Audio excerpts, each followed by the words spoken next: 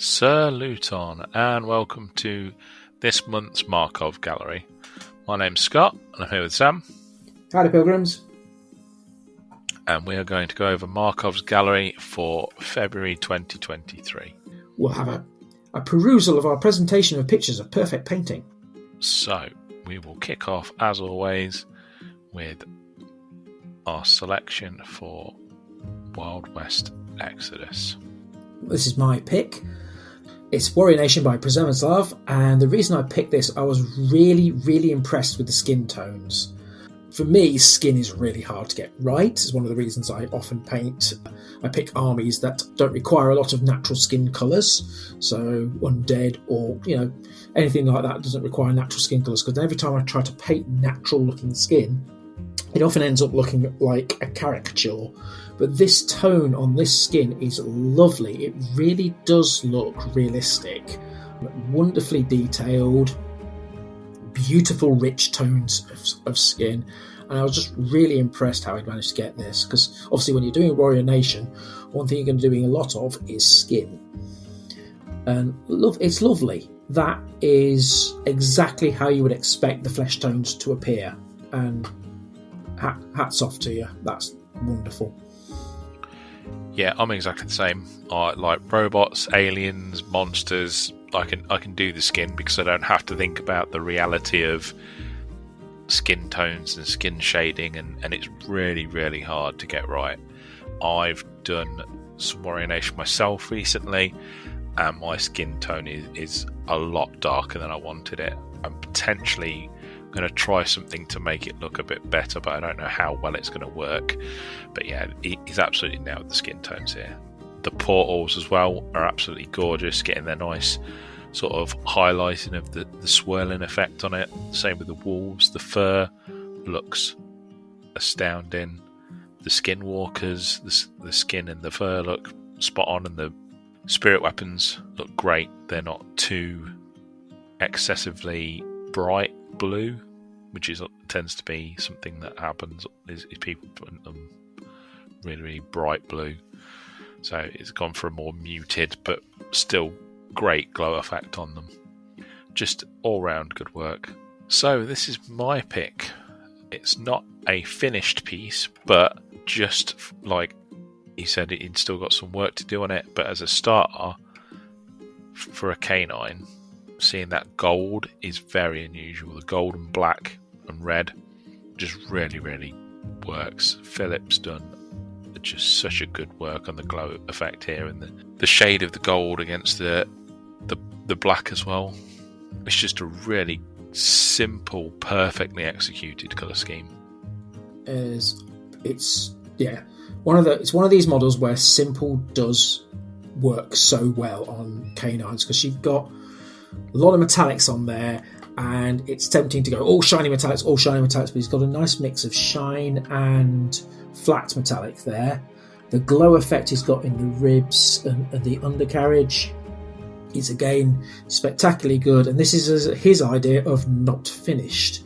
If I'd pulled this off, I'd be like, this is the best thing I've ever done. If I'd pulled this off, and this is his idea of not finished. Yeah. Whoa. Yeah. Like you say, it's got the black is sort of a cast irony sort of look to it. It's not shiny, but it has that non-metal metallic sort of feel about it. It's just so good. I could not include this one for this month's.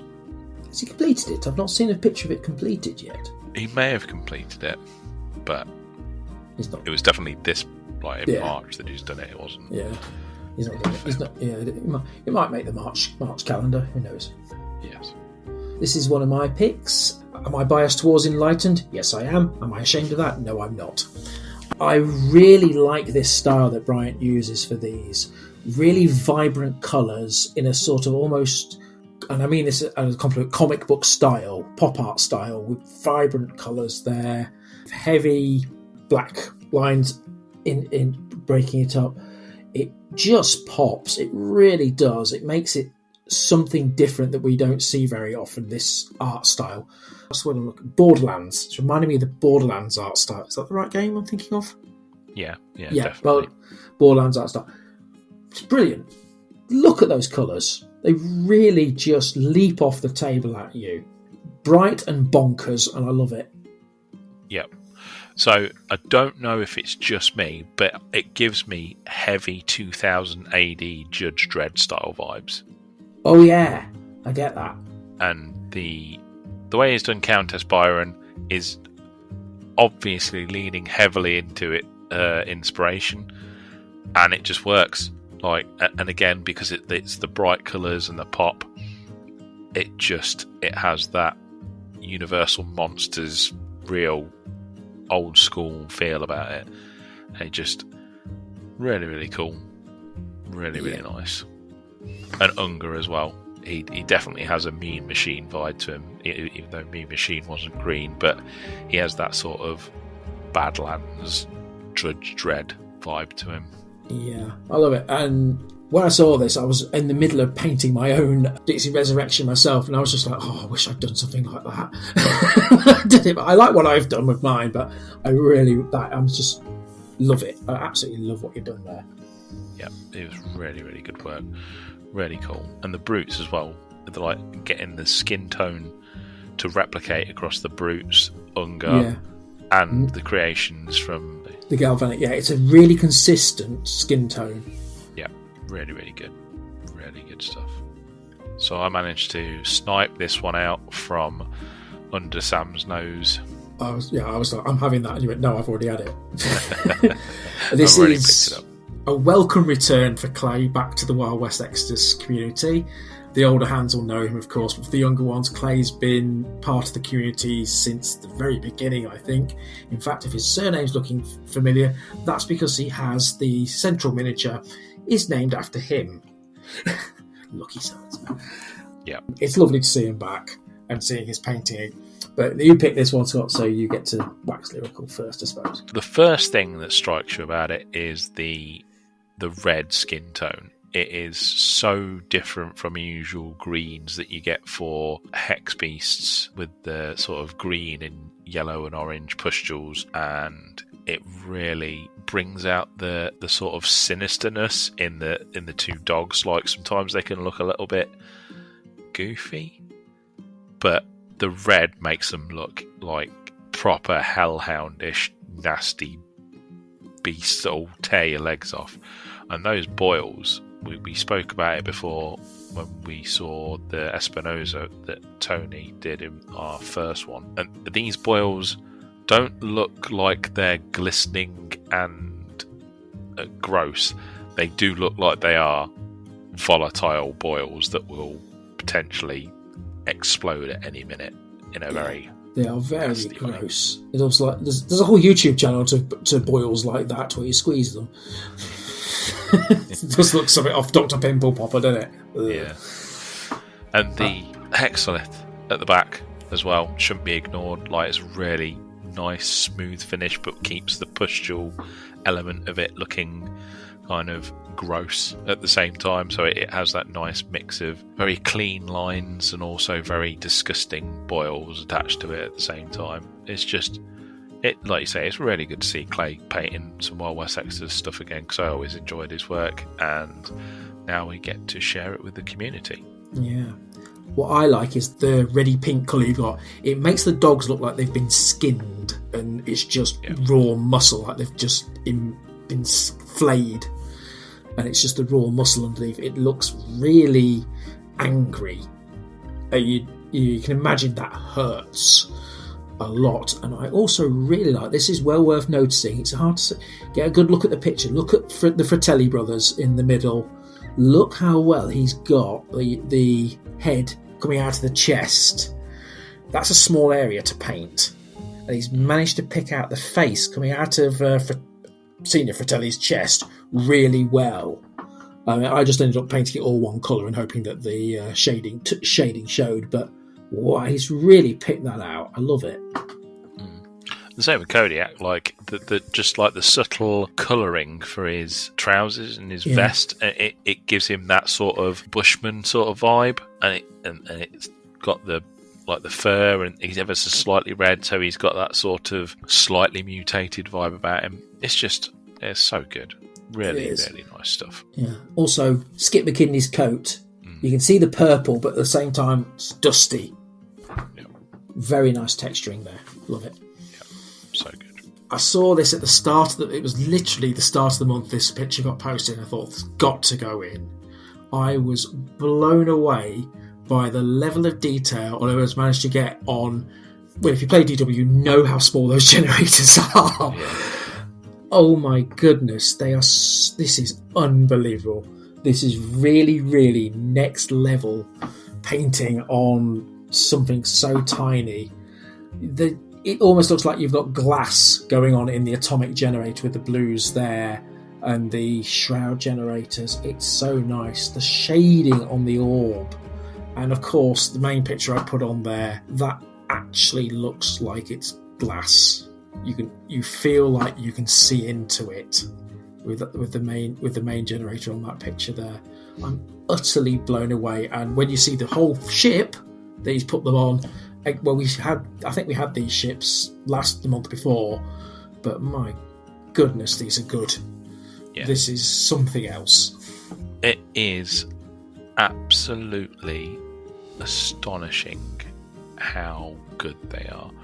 And not only how good they are, but how well they represent the generator they are. Like the colour scheme gives you, like the Fury generator has the sort of the colour you'd expect it to be, and the atomic generator has the colour you'd expect it. It has a nice resonance with its rules sake. So you could easily go, well, I know that's an atomic generator because of the colour of it. It makes sense.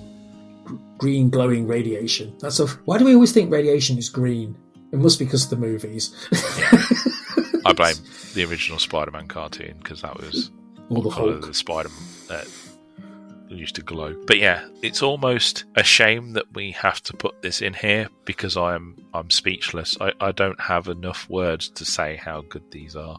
They are stunning. But the big one, it almost looks like you could pull that crystal out and roll it like a D20. Yeah, like when we spoke about it before for the Chaos Orb, saying how mad sciencey it was. That on the back of that ship, when you see them together, it just does emanate mad science. It just works so well. So amazing stuff. We don't do a gold star of the month, but if we did, this would be it. Yeah, I definitely think maybe we'll start doing if we feel like something stands out, but this is definitely like the standout of the month. It is. So I picked this. I painted up the Black Wolf. I believe that this is the box art colours, the dark black metallic with the reds and a bit of the green. It's a really, really nice scheme. It gives me super Red Alert vibes, Command & Conquer Red Alert. It just has such a cool feel about it. It just works so well. And he's done it. He's executed it perfectly. And the glow effect for the bridges as well. And the lights. It's the red stripe that makes it for me. Just completely, instead of just being flat colour, you've got this lovely red stripe going down the side and the details in the fins. It just really, really makes it stand out and looks awesome. I'm getting strong A-Team van vibes from it. It's the way it just looks like. Yeah. It's the A-Team submarine, if it almost. It is. Yeah, it's brilliant. It's a really well thought out colour scheme and masterfully executed. Yeah, like you say, all the detailing and the panel work for the reds is nicely balanced against the black and the yellow, and that green colour pop in the middle as well just offsets it perfectly. So good. Absolutely. This was my pick. This is another one that came out very early in the start of the month. I thought, gotta have it. What a colour. What a beautifully rich purple that we've got here, offset with the gold, as the French themselves would say, c'est magnifique. All perfectly executed as we expect from Cohen. It's just this richness of this colour, because purple is one of those colours that you've got to put, you can't just want, it's not going to go one coat, that's layers and layers, I reckon. Offset with the gold and little details like the vents, and there's glows in there on the main Levant there. Oh, it's brilliant.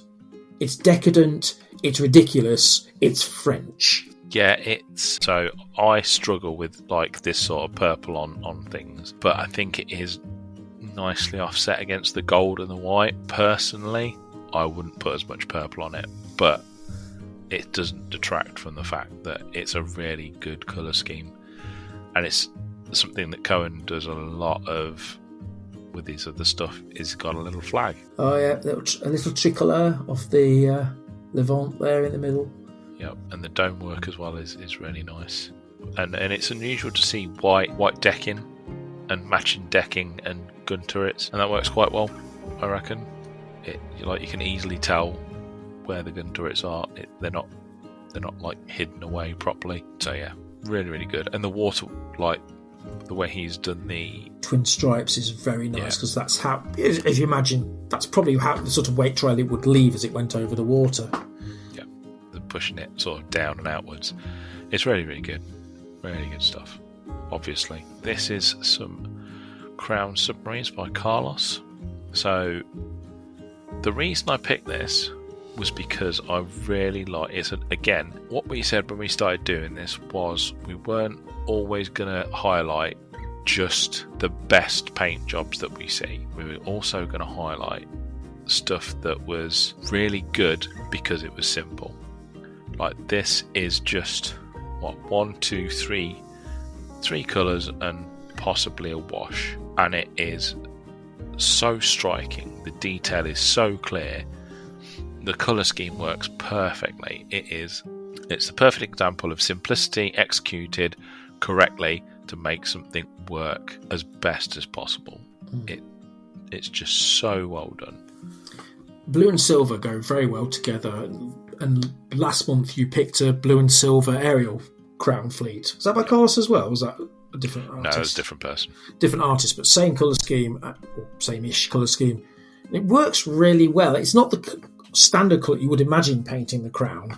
As you can imagine, lots of people go for the reds or the dark blues of the Union flag, but this works really well, and you can see that this still looks like it belongs to the Crown with the colour scheme that it's got, and it's simple and it works so well. Yeah, this is definitely the colour scheme I'll be using for my Avalon fleet when it gets here. It will be sort of a slightly lighter blue and silver and gold, because I mean, this, like I say, this is the picture that solidified me on that is the colour I'm going to do my Avalon stuff, because it just works so well and I was so impressed with it. I think it was a joint pick for us, wasn't it, more than anything? Yeah. This is Darren's setup for his recent Sultanate Vs Empire game. What I liked was his 3D printed explosions that he's done. You can see a couple of those on the pictures here. He's got some water explosions and one sitting on his Suleiman as well as an explosion. I thought that was a really nice touch. It's purely for filming. I suppose you could use them as indicators you've got critical hits as well, but he's printed them out purely for filming, and they just add an extra dimension to the table, just having those splashes and explosions. Nice rock work that he's got there. It's nice and simple. Again, another good example of you don't need to spend a huge amount of money just to get a decent table. Just some basic rocks will do just fine. And then we've got on the main picture, do you want to talk about what we've got there? Yeah, so I picked that picture. I adore this picture. Something that I don't hate seeing it, but I find it really, really boring, is miniature, white cube, white background, or black background. It's just kind of, I got bored of doing it myself. So, I know it's supposed to show off the miniature, but I like it when it sort of tells a story, the picture you're taking. And that dragon emerging from the fog is so cinematic, and it just looks awesome. I don't think I've seen a picture from Dystopian Wars that looks quite as cool. In fact, yeah, I'm going to say it now. This is the coolest Dystopian Wars picture I have ever seen. And that includes ones that I've tried to take of like backdrops and stuff like that. it just looks amazing. The way it's only slightly obscured, it's coming out the fog, looks like it's just going to tear the Suleiman in half. It is incredible. The fog itself, I'm not sure if he's using dry ice or a water vapour. Those water vapour machines you can get now. I'm not sure which ones he's using, but that really adds something to the atmosphere of just playing the game. You just want that running all the time. Your table would be soaked by the end of it. But, so cool. Yeah, and you've also got that, like, the silhouette of the other dragon just sort of about to emerge and pull apart the other side of the ship. Yeah. It's great. It's so good. If you don't know Darren Hayes' name, they do a channel called The Battle Hammer. They don't do just Dystopian Age stuff. They do tons of stuff. They do, like, custom games. They take systems and sort of add a little twist to them. So definitely go and check out The Battle Hammer. Check out The Battle Hammer. It's one of my favourite channels to watch. Always a laugh. Darren is a great presenter, very humorous. You can't go wrong by watching Battle Hammer. You really can't. The Desert Board. Yeah. Again, as we've said many times before, it's very simple, and I love the fact that they've used some of the moisture evaporators and some Star Wars Legion terrain to go in with the Desert Board, because you do have that steampunk, cyberpunk element to Wild West Exodus, where you could just put sci-fi stuff in there quite easily, and this demonstrates that, you know, it's very, very easy to do, and it doesn't look out of place at all. It works perfectly, and the silo as well. Just, it's a really nice board. No, again, you don't have to spend a fortune to get a decent board. I like you. You're right. That is Star Wars stuff, and I actually think it works better. A lot of times when you see people put I want some sci-fi element in here, 40k stuff goes on the table, which looks good. But I actually think this looks better. This looks more like it fits. It's industrial without being heavily gothic. Those, I think they're shield generators, aren't they, originally? But they look like they'd fit in there. It does look something that would be built in the Wild West Exodus. It's not too high-tech, but it's not too covered in spiky bits grimdark either. Yeah. I think they fit really well. And as you said, the drum silo there, that fits in perfectly as well. And then you've got the cottage and the rock terrain with the dead trees. Yep. This is a really nice table. Yep. And it you know, it just goes to show you can use the stuff you don't need to buy new terrain. I mean, there is a lot of stuff out there that is fantastic, so it's not like you're spoilt for choice, but if you just want to take some of the stuff you've already got, it's very easy to do, and it works perfectly. This is a perfect example of a table that's been put together with stuff they've already got, and knowing the setting and how well it works. Like the moisture evaporators that are in the middle, I imagine they're probably objectives, because I believe that looks like the setup for supply run. Yeah, so it's a really great table, really nice, really good reuse of terrain that they've already got. It offers a lot of opportunity. I can see Bernard Hopkins up in that middle hill on the Union side, ready to start sniping. Yeah, nicely laid out. Yeah, really good. Well done. And that is all of our entries for February.